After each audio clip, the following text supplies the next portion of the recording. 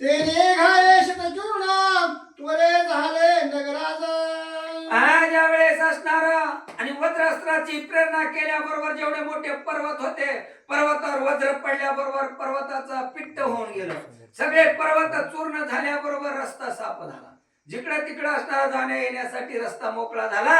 हे नाथपंतांनी बघितलं. नाथ काय करतात? पर्वत चूर्ण होता निगुती ते पाहुणी मचिंद्र जती. भ्रमी असते अजून उपरती मित्र भागी पाळी सांडितसे. नाथपंतांनी असणारे नाथ महाराजाची विद्या होती. त्यांनी बघितलं आता यानं आपले पर्वताचं चूर्ण केलंय.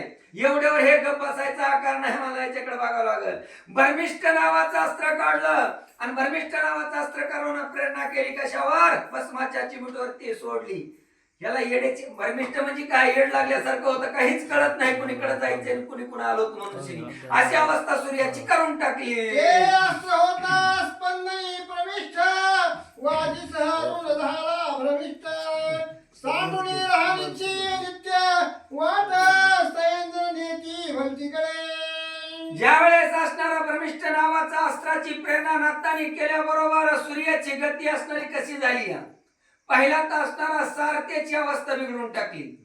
ड्रायव्हर चांगला पाहिजे, रस्ता बघून गाडी आणणारा. अरे त्या अरुणानं असणारा रस्ता सोडला आणि रस्ता सोडून जिकडं नाही तिकडंच रथ हाकायला सुरू केलं. आता सूर्य पूर्वेकडे उगवावा आणि पश्चिमेला जावा ही तर दिशा गेली. लागला भावताली फिरायला इकडे इकडं. अशी नाथांनी असणारी सूर्याची गती खुंटीत केली. हे पाहुण्या द्वादश नामी ज्ञानशराच्या उरल्या गुणउर्मी. केले करुणी भ्रमे प्रकामी नाशा प्रती पावतसे. आता भर्मिष्ठ हे भर्मिष्ठ झाल्याच्या नंतर चौकड असणारी जी आपल्या मनामधली जी उर्मी असते, आपल्या मनामधले जे असणार काम करण्याची जी क्षमता असते ती संपवून टाकली. जे करायचे ते एकीकडे. येड्याचं कसं असतं या?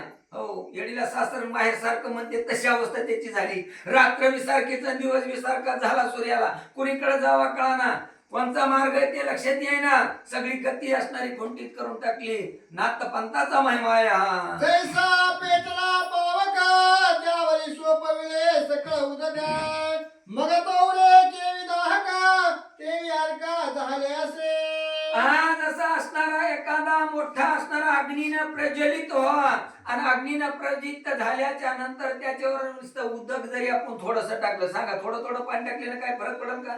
जास्त अग्नी भडकवतो. थोडं पाणी टाकून बघा. थोडं अग्नी पेटल्याच्या नंतर पाणी टाकलं की भडका जास्त मोठा होतो. तशी अवस्था कुणाची झाली? त्या सूर्याची असणाऱ्या नाथांनी करून टाकली.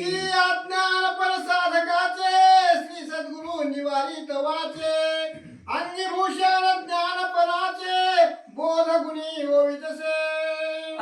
अज्ञानपान भक्ताचे. आता भक्ताकडे जर अज्ञानपण जर असलं तर त्या अज्ञानातून त्याला बाजूला काढण्याचं काम कोण करतात? गुरु करतात. गुरु अशी अवस्था असते. त्याच्यासाठी गुरु लागतोय आणि गुरुचं काम आहे आपला भक्त असणारा खरोखर भक्तीपासून बाजूला चाललाय, धर्मापासून बाजूला चाललाय तर धर्माचा रस्ता त्याला दाखवण्यासाठी गुरुचं काम. आता गुरुचं काम कसं आहे? ऐका पुढं.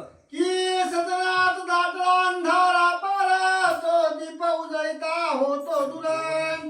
धन्याय श्री भास्कर ज्ञानेश्वरा प्रेरितसे. आता एखादा घरामधली लाईट जावी.